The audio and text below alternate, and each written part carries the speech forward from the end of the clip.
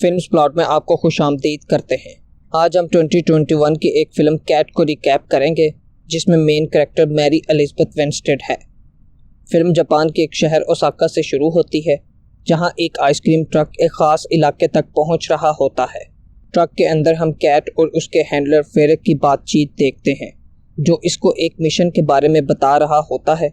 वेरेक इसे याद दिलाता है कि इसे मिशन को बहुत अच्छी तरह पूरा करना होगा कबल इसके कि वो इसको इसका पसंदीदा ड्रिंक लेमन बॉम्ब देता है। वो दो आदमियों से मिलने के लिए बाहर निकलती है जिनसे वो चर्च का पता पूछती है और फिर इन्हें कत्ल करती है ताकि वो अपनी पसंदीदा जगह मिशन के लिए स्काउट कर सके।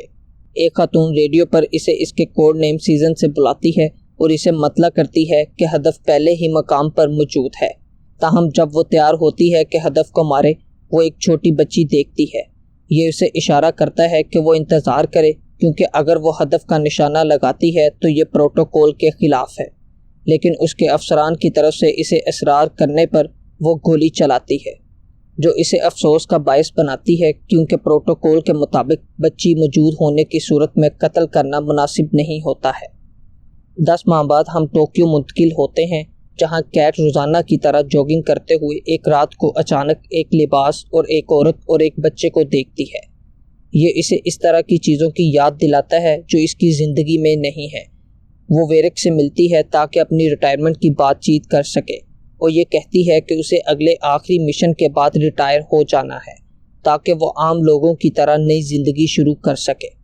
कैट होटल के बार में तन्हा बैठी हुई होती है जब स्टीफन उसके पास आता है और वो आपस में बात करते हैं और फिर वो एक कमरे में आते हैं। बाद में कैट को उस रात एक और मिशन के बारे में पैगाम मिलता है और वो स्टीफन को रकम देकर जाने का कहती है। इसके बाद वो बिल्डिंग की छत पर चढ़ती है जहां वो सब कुछ तैयार करती है और कॉल के ज़रिए अपने स्पीडर को इन्फॉर्म करती है। वो महसूस करती है कि इसे चक्कर आ रहे हैं लेकिन वो अपने टारगेट का पूछती है चूँकि वो मिशन जितनी जल्दी हो सके मुकम्मल करना चाहती है। मुसलसल चक्कर आने की वजह से वो टारगेट मिस कर देती है लेकिन वो मिशन मुकम्मल करने के लिए दौड़ती रहती है। अलबत्ता इसकी हालत बहुत बुरी होती है और वो गलियों में क्या करती है। वो एक गाड़ी चोरी करती है ताकि वहाँ से भाग सके लेकिन पुलिस शहर में इसका पीछा करती है। गाड़ी चलाते हुए भी वो चकराहट महसूस करती है और आखिरकार उसकी गाड़ी टकरा जाती है और पुलिस उसे पकड़ लेती है। अब वो फ्लैशबैक में जाती है और देखती है कि कैट वेरेक के साथ इब्तदाई ज़िंदगी को याद करती है जब वो इसके साथ ट्रेनिंग करती थी। इसके बाद उसे अपने पिछले मिशनों का भी याद आता है। बाद में वो एक अस्पताल में जागती है और डॉक्टर उसे बताते हैं कि उसे प्लेनियम 204 का जहर दिया गया है जो नाकाबिले इलाज है। उसके पास सिर्फ 24 घंटे बाकी हैं जीने के लिए। वो याद करती है कि उसको ये किसने दिया और फिर उसे एहसास होता है कि ये स्टीफन ही है जिसने उसे जहर दिया। वो अस्पताल में मौजूद पुलिस से बचने का फैसला करती है क्योंकि पुलिस उसका इंतज़ार कर रही होती है। फिर वो डॉक्टर को गन पॉइंट पर मदद करने का कहती है ताकि वो उसे उस दर्द में इस्तेमाल होने वाली मेडिसिन दे जो उसको अगले 24 घंटे बचा सके। वो स्टीफन को उसके एड्रेस पर तलाश करती है और उसे उसकी गर्लफ्रेंड के साथ पाती है। वो इससे पूछती है कि उसने उसे जहर क्यों दिया। स्टीफन उसे मतला करता है कि वो नहीं जानता था कि ये जहर है बल्कि ये काजीवा सातू के कहने पर किया है जो कि कोजिमा क्लेन से तल्लक रखता है। कैट जाने से पहले मेडिकेशन लेती है जबकि स्टीफन की गर्लफ्रेंड उसको कुछ कपड़े देती है और उसे बताती है कि वो यहाँ से भाग जाए क्योंकि लोग जान जाएंगे कि उन्होंने उसकी मदद की है। कैट वेरेक के पास जाती है ताकि उसको सूरत हाल बताए और इन्फॉर्मेशन मांगती है उस टारगेट की जो इससे मिस हुआ था। वो कोजिमा नामी शख्स है। अब कैट को ये समझ में आता है कि जिस मिशन को वो पहले कामयाबी से मुकम्मल करती है वो कंटोरा ही था जो कि कोजिमा का छोटा भाई था। वेरेक सोचता है कि शायद ये कोजिमा की इंतकामी कार्रवाई हो और कहता है कि सातू एक जगह जिसका नाम ब्लैक लिजर्ड है वहाँ मिल सकता है। कैट अपने आप को तैयार करती है और ब्लैक लिजर्ड की तरफ जाती है जहाँ बाज बॉसेस को संजीदगी से बातचीत करते हुए देखा जाता है। कैट धमाके से अंदर घुस जाती है, एक शख्स को फौरन गोली मार देती है और फिर सातू से कोजिमा की लोकेशन और उसने उसे जहर क्यों दिया पूछती है। अचानक और लोग आते हैं और कैट पोस्ट को गन पॉइंट पर लेती है लेकिन जब वो गोली चलाने की कोशिश करती है तो वो जाम हो जाती है और लड़ाई शुरू हो जाती है। इस वक्त कैट जॉन विक की फीमेल वर्जन में तब्दील हो जाती है, जबकि वो बेरहमी से अक्सर अफराद को कत्ल करती है। आखिरकार वो आखिरी शख्स तक पहुंचती है जो इसे बताता है कि कोजिमा की एक नीस है और कैसे इसकी मदद से इस तक पहुंचा जा सकता है।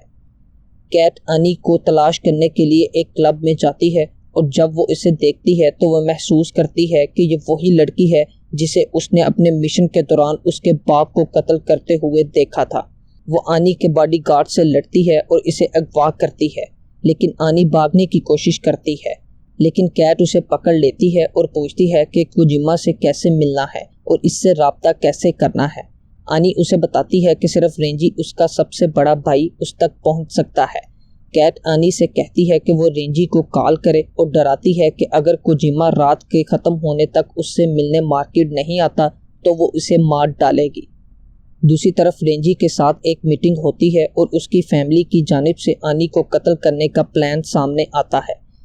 आनी की कहानी से कैट को मालूम होता है कि कोजिमा तक पहुंचना आसान नहीं है। कैट की नाक से खून बहने लगता है और इसे कुछ मेडिसिन की ज़रूरत होती है। जहर इसे मज़ीद कमज़ोर करने लगता है, जिससे एनी परेशान होती है। हालांकि कैट ने उसे बांधा होता है और वो मार्केट की तरफ चले जाते हैं। कुछ देर बाद आनी को मारने के लिए भेजा गया ग्रुप पहले आनी से मिलने की दरख्वास्त करता है। कैट कहती है कि इसे कुछ नहीं होगा जब तक वो कोजिमा को नहीं देखती, जिससे फ़ौरन लड़ाई शुरू हो जाती है। कैट कुछ लोगों को कत्ल करती है और लड़ाई जारी रहती है। दूसरी तरफ आनी लड़ाई के दौरान भागने की कोशिश करती है, जबकि कैट अभी तक क्रो से लड़ रही होती है। आनी हैरान हो जाती है जब उसे शिंजो देखता है। वो समझती है कि वो इसे बचाने आए हैं, लेकिन वो इसे मारना चाहते हैं। कैट आनी को बचाने के लिए आती है और उसे रोकने की कोशिश करती है, लेकिन आनी कैट से अपनी हिफाजत की दरख्वास्त करती है, क्योंकि अगर वो ऐसा नहीं करती तो रात के ख़त्म होने से पहले इसे कत्ल कर दिया जाएगा। कैट की हालत मज़ीद ख़राब होती है, लेकिन आनी ने वादा किया कि वो इसे कोजिमा तक पहुंचाएगी। आनी ने कैट को बताया कि उस पर भरोसा रखे और वो उसे रेंजी तक ले जाएगी, जो उन्हें कोजिमा तक पहुंचा सकता है। कैट और एनी के दरमियान बातचीत होती है कि रेंजा तक कैसे पहुंचा जाए, लेकिन आनी चाहती है कि कैट कोजिमा को कत्ल कर दे और उम्मीद करती है कि इससे इसकी फैमिली मेंबर जो इसे मारना चाहते हैं शायद पुरसकून हो जाएं। आनी कुछ लोगों के पास पहुंचती है और बताती है कि वो किसी से भागकर आई है और रेंजी से मिलना चाहती है, लेकिन वो वहां रेंजी के बॉयफ्रेंड से मिलती है तो वहां कैट पहुंचती है और रेंजी के मुकाम के बारे में पूछती है, लेकिन वहां लड़ाई शुरू हो जाती है और सूरत हाल ख़राब होती है, क्योंकि कैट अब जहर की वजह से कमज़ोर हो गई है। इस वक्त एनी ने पिस्तौल लोड करने की कोशिश की और एनी कैट की मदद के लिए आती है। लड़ाई जारी रहती है और कैट कमज़ोर नज़र आती है, लेकिन आनी उसे हमला करने वाले से लड़ने में मदद करती है। वो घर में चेक करते हैं कि क्या उन्हें रेंजी तक पहुंचने के लिए कुछ मददगार चीज़ें मिल सकती हैं और एनी को एक सेलफोन मिलता है जिसमें ट्रैकिंग फीचर होता है। अब वो रेंजी तक पहुंच सकते हैं। एनी रेंजी की गाड़ी रोकती है, जबकि कैट गाड़ी के ड्राइवर को मार देती है। सिर्फ रेंजी ही जिंदा होता है ताकि उससे कोजिमा के मुतल्लिक पूछा जा सके। अलबत्ता रेंजी उसे बताने से इनकार करता है, अगरचे एनी दावा करती है कि वो जानती है कि वो कहाँ है। इसी दौरान कैट को विरिक की तरफ से फ़ोन आता है जो इसकी मदद करना चाहता है, लेकिन कैट ने उसे बताया कि वो कोजिमा को तलाश कर चुकी है और वो उस काम को मुकम्मल करने के लिए जा रही है। वो एनी के साथ एक टैक्सी में सवार होती है ताकि आगे बढ़ सके। मंजिल पर पहुंचने के बाद कैट एनी से कहती है कि अब उसका काम ख़त्म हो गया है और वो इस किस्म की ज़िंदगी में रहने के लायक नहीं है। कैट कोजिमा से मिलने के लिए आगे बढ़ती है, जो लगता है कि वो पहले से ही इसके इंतज़ार में था। वो उसे बताता है कि एनी के बाप की मौत उसकी गलती नहीं है, बल्कि वो अपने हसद की वजह से मरा है। इसी दौरान वेरिक एनी को मिलता है और कोजिमा कैट को बताता है कि रेंजी और वेरिक ने उसे अपने नफ़ा के लिए इस्तेमाल किया ताकि वो एनी के बाप को कत्ल कर दे। अलबत्ता वेरिक एनी को बताता है कि अकेले कैट ने ही उसके बाप को कत्ल किया है। कैट अब जानती है कि वेरिक रेंजी के साथ काम करता है और वही लोग उसे जहर देने के पीछे हैं। कोजिमा उससे मदद की दरख्वास्त करता है कि वो रेंजी से लड़ने में मदद करे। एक गोली की आवाज़ सुनाई देती है, जबकि एनी अभी भी बाहर वेरिक के साथ है। कैट बाहर जाती है, लेकिन एनी कैट से मुकाबला करती है और आखिरकार एनी कैट को गोली मारती है ताकि वो विरिक के साथ कार में चल सके। कैट गोली से नहीं मरती और कोजिमा उसके पास जाता है और इसे 2 स्टिमुलस इंजेक्टाबिल्स देता है ताकि वो इंतकाम ले सके। कैट कोजिमा के कुछ लोगों के साथ रेंजी के लोगों से लड़ाई करती है, उनमें से ज़्यादातर कत्ल हो जाते हैं, जबकि कैट और उसकी टीम रेंजी की तलाश करते हैं।